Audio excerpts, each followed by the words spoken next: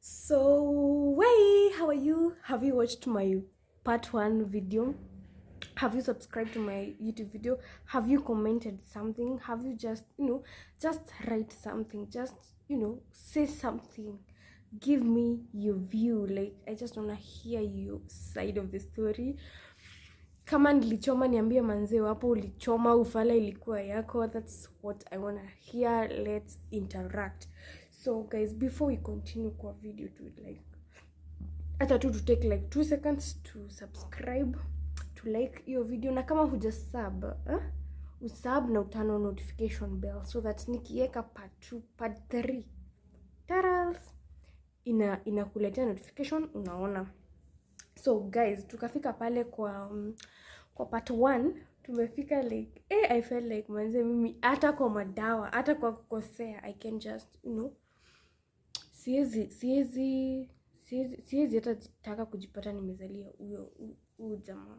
Like yeah, that was the reason behind me doing it, but I gave him a reason of like mimi sister pressure like to have mtoto hapa, and then you start figuring out like tuanze kukosana just because I have a baby here and we are not ready.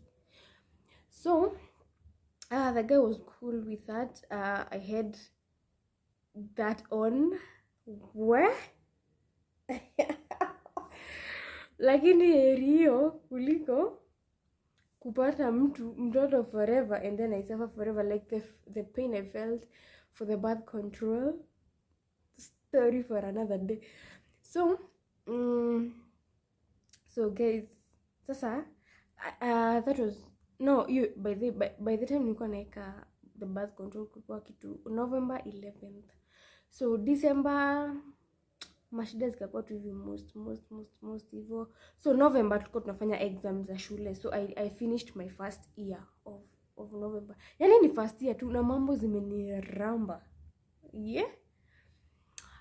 So nilikuwa tu na mamioto za kwenda atacho. So my mom akanitafutia attachment Nakuru. That was around in January and I went. But still hizi stories za corona tu hazikuanga fine hivyo. So hata hatujamaliza miezi kadhaa, yani hatujamaliza hata kama 6 months hivyo. So plus mimi hata kama this guy did that, I felt like he learned, because actually he came to find out about the girl that I know about, the girl he was cheating on me with, and we talked about it, and I felt like maybe I'm a learn he can never do that again.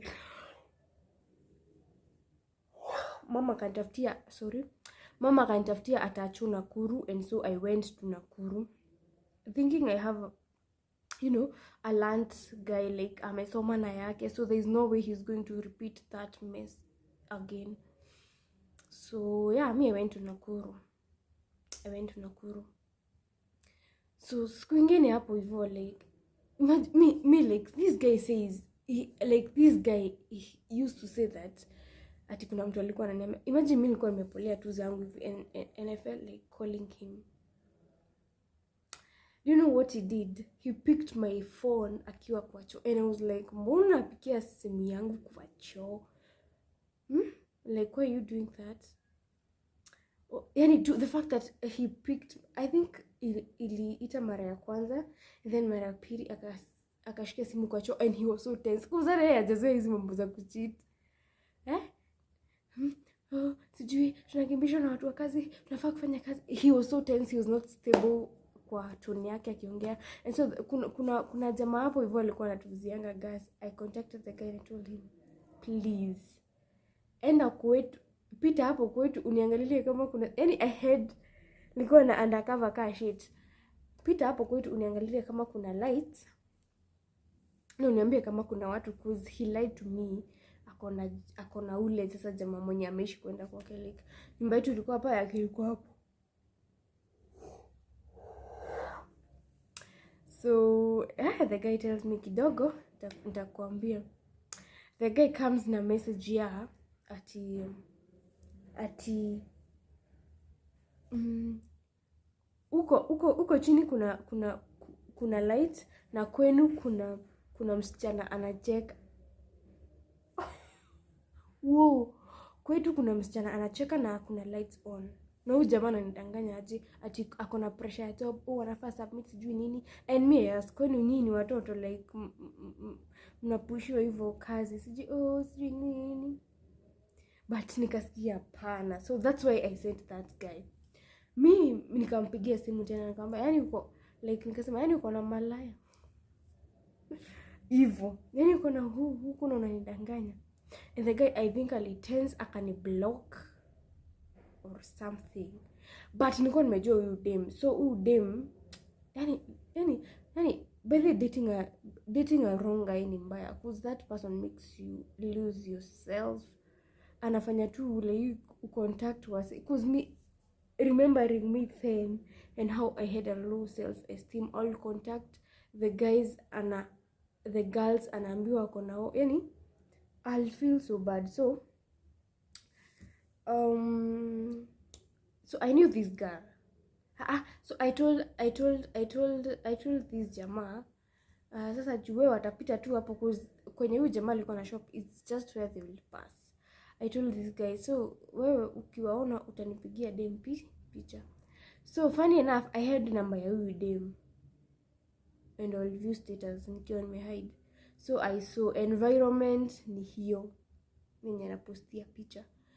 Then this guy takes a pic of them and nikirelate naona ni hizi zenye huyu dem anapost, like the hairstyle, the denim, the trouser, and I was like, you mean uko na huyo dem after we've talked about her? Like you see, ni kama saizi wewe na bwanako muongea about a girl, ama wewe na chali yako muongea about a girl, and vile uwezi taka kumuona uko, and then now your guy like vile utaki kuona pamoja, and then now your guy brings that person kwa nyumba yenu. So huyu mtu anakudisrespect. Hata ule mtu sasa mwenye analetwa kwa nyumba hata haizi kuheshimu.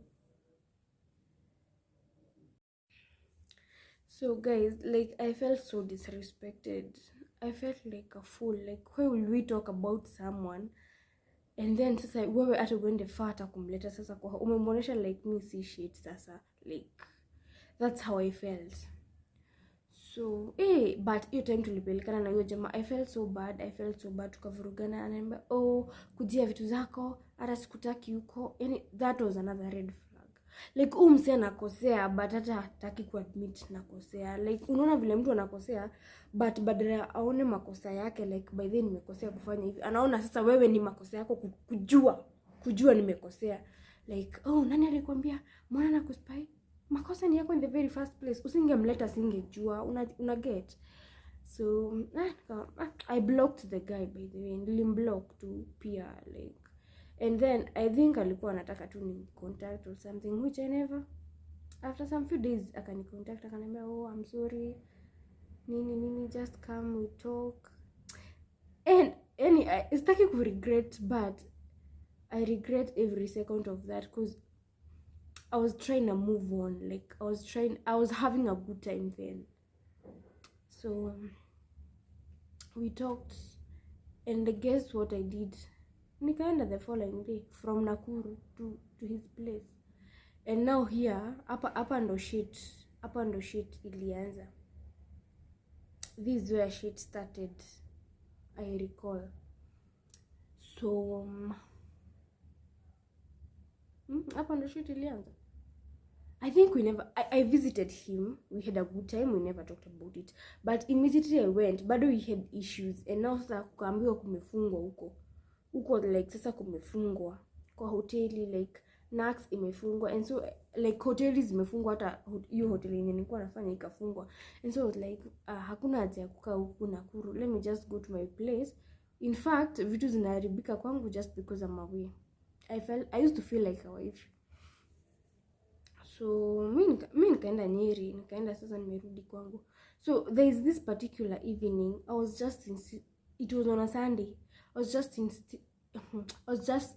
insisting guy, I was just insisting tuongee kuhusu hii story. And then pia kuna vile mtu who feel entitled, unataka kufanya huyu mtu aone makosa yake but then hataki kuiona, una get. So I mentioned like so mimi ni sawa but utakuwa unaleta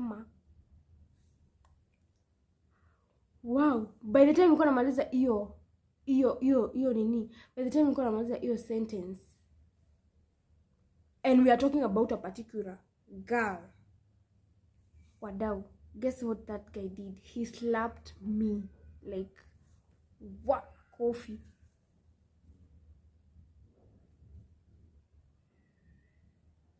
Yeah, like I just switched to another world. I just switched to another world. Like mimi initially kusema mtu akinigonga sitawahi settle for that. Yani I shouted at the top of my voice, and then kuna sasa huyo nani, cause unajua kofia like kijana haikam kama ni mtoto anapigana kupiga kama mwanaume mwenzake, alinizamba kofi, and I was like nilishout. So mwenye hizo plot alikuwa tu hapo nini hapo hivyo tu kando, kama nilishout, and then ni kama alisikia tukivurugana, so like akamwambia mshenzi unapiga mwanamke hivyo. And then I think pia okay, mimi sitaki kumtetea cause he already did it, but I think pia hakuwa ameimagine anaweza fanya hivyo, ama pia alinigonga ikamhit akasimama hapo kwa mlango like so confused, and I was shouting. He was so ready to go to town. That's why we were having that conversation ya toke aende town. In fact alikuwa amegojea na rafiki yake huko nje, akasimama tu hapo akiwa very confused. But mimi niko hapo kwa bed nalia, yani hadi sitakangi kuimagine nani ule mtu nilikuwa, cause me I'll do any, like I'll keep off any other man for that guy. I'll keep it, any like I remember tu kuna watu wote walikuwa wako so willing, they will do things that I considered right, while this guy was doing things that I considered wrong. But you like ni kama madawa sijui nini, the guy I cried like yani siko na mimi ati huyu msee nimependa hivyo na roho yangu, mtu nimejisacrifice hivi na roho yangu ndio amefanya hivyo, and I felt so bad. I cried. I tried packing and was like, I'm sorry, please don't do that, nini usiende, usiambie watu. And now let me tell you something. Pia sasa mimi I was not like, how could I tell my friends I'm with a guy who beats people, like who beats women? And like I think that's why people settle for you know, abusive relationships in the first place, because it happen like uko like sasa siziambia beshangu, cause mimi nakumbuka nilificha hiyo kitu kabisa, like nilificha, hakuna mtu alijua. Hata kama nilikuja niliongea way later, cause one, you can't tell your sisters I'm in an abusive marriage in the first place, that unafanya nini na chali umemove na yeye. So I couldn't tell anyone. I didn't want my friends to view him that way, and I could not tell his friends, because also mabeshte wake si wa hiyo type, and then pia I'm not ready to tarnish him out, so I had kunyamazia hiyo story. But but sasa by the I had started listening to some therapies even. I was like, jama nakupiga, mbona nakupiga? So I was day by day feeling like, but guess what, this guy alikuja after nimelia, akanituliza, he cooked, akanipea food, and hata sema hata enda town ati juu amenipiga, he gave me food, akanifeed na akaenda town. He went and came back later. And sasa nikapata ka excuse. Sasa nilikuwa namweka uoga na hiyo, like he never touched me, and I was like, unataka unichapa? Like sasa hiyo ili to keep way off quite some good time without him ever doing that again. So there's this one day, so bado sasa okay, by the bitterness ilikuwa inatokea, hiyo slap ilikuja juu ya whoever told me, and he was like, utaniambia nani alikwambia hizo story? And I couldn't disclose to him because I knew he was a violent person, and now considering this person was just kwa plot yenye tulikuwa tunaka, I didn't want it to be chaotic. So one day nikaenda sasa uko shule, ikasema tunataka kuassess na wewe utaassess siku fulani, so I had to gather and make a day for kwenda huko. So because me on my way to go to Nakuru, because nilikuwa nimekataa kumwambia whoever let me know about him having a girl, he was like, na funguo zangu ulete. Like he wrote me a message, hajutaki kuniambia funguo zangu ulete. And mimi nikajiuliza like, unajua mtu akikufukuza hakwambiangi utoke. He asked for my keys, akapea beshte yake. So mse hata ashaanza kutoa series that we are having issues. So funguo ati ujue kwenye utalala leo, beshte yangu anakam. Imagine. Yani he me. Yani sometimes takangi kuimagine like how immature that dude was. Like beshte yako anakuja, mimi ni manzi yako, mimi ndio nafaa kujua kwenye nitalala. Because beshte yako anakuja. So this guy used to leave room for disrespect. Yani anakuweka tu kwa kimoja hivi, you feel disrespected hivyo. But I knew alikuwa anafanya hivyo cause na nimekataa kumwambia stories za huyu jamaa mwenye aliniambia hizo stories za huyu, which I never did, like si kukubali. So mimi nilikuja, after I came sasa from your place, I just used those keys, nikafungua, packed everything and took them to my friend's place. Na kama kuna time nilikuwa so depressed, yani I was so depressed. I loved this guy but I was so depressed manze. Kuna dika forest kana kwanga na, I'll go there at my free time, I'll go sit there, cry a river. Na saizi unajua hata hakuwa, I'm 100% sure hakuwa na feel shit, alikuwa amekaa tu mahali na labda dem mwingine. So we are talking about 2021. So me I felt like acha tu hizi vitu, achanga tu tukuje we visit just each other. Mimi nikatoka like I'm no longer moving in with him. Nikakaa kwa beshte yangu but ilikuwa so close to him. So anytime he felt like amenimiss, he would come there. Hata ikakuwa a habit, so unaendanga like kila jioni but hatukai na yeye. But hakuna difference, you get. So the guy akapata job and then my cousin went to Germany and I was like, akaniambia, "Hey, kuja ukae because your family, I can trust you around the house manager to be with." So me, that was like a breakthrough. Hiyo ni home sasa. Uko ni home, I have everything I want.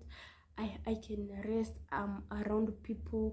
You see, hata kama sitaambia what is going on, at least niko around people. I remember that was around April. So yeye amepata jobs sasa screen hiyo job ya April 2021 April 2021 amepata. I think alianzanga kwenda job. So huku job kumbe kuna manzi sasa wameanzana na yeye na mimi sijui. You see this guy like so much miss to talk to him but he's online, hakutext. Like imagine kuna time every meme used to make sense kwangu. Ati msee wako kwa online hakutext. Yani every meme ilikuwa inanimekia sense. He will be online late hours, hanipigi simu the whole day, the whole night. Na kesho akinitaka bado atanikuja and I'll go. Nitaenda, imagine nitaenda kwake. Yani I just don't know what used to happen na mimi. But I think to your face. But usisahau, I used to know that I'm not supposed to be with him. That I think hiyo ndo kitu ilinisaidia sana. I was very sure I'm not supposed to be with that kind of a person. Only that then sikuwa nimegather courage ya maybe kutoka kwa. So I remember around either June 6th ama May. June, I wrote him a message kutoka. Sasa I compiled everything. Like vitu zenye nishaiona and why I'm feeling we should break up. So I was telling him me I wanna break up because by that time nilikuwa nimecheesy hadi sikuwa naenda classes. Nilikuwa second year, sikuwa naenda classes and everyone will ask me, I'll tell them I'm sick but they don't understand uko msick wapi. But nashanga sasa nikienda hiyo tao tupatane na I'll just feel so bad. Like hata heri ukuwe na ni mkono inakuuma kuliko hiyo kitu yenye iko kwa heart. You can't tell people because you don't think watakuelewa. You can't disclose to your friends because you don't want to tarnish out the name of the other person. So I compiled everything. I told him I found out the fact that he cheated, the fact that he has a child and I'm not willing to settle for that, vile anakuanga online and the way he makes me feel bad, and the fact that he raised his filthy hands on me, I'm not willing kukua kwa hiyo relationship. And I blocked the guy everywhere, every platform. Jamaa, like after 2 days ananitafuta everywhere. I was just saying hivyo mimi move on, like nijue tu sina huyu chali. Because ni wiki moja manze, huyu ni chali yangu na nipigi simu. I just want to know, like basi tumeachana mi. He calls me and I'm like, oh, is that how you saw it twice? Why don't we just come and talk? Na mi by then nikaona nimefanya ufala, we would rather talk. So I went to his place, we talked. Let me tell you, that guy cried. Adi anania. Adi nafanya ni feel by the whole crying was to make me feel like I did all this for you. I left that girl because I wanted to be with you. You don't know what I've been going through just because I chose to be with you. You know? Nikamwambia, but you slapped me. Like, how is that love? How does that show love? How could you raise your hand on a woman? Yeah. So he apologized. He said, "Nini." That was by the June 6th. He apologized and we were good. And the next day I went to school feeling so good, so energized. Evil. By then it wasn't eka kapicha hapo. How I used to feel, how I went to school feeling.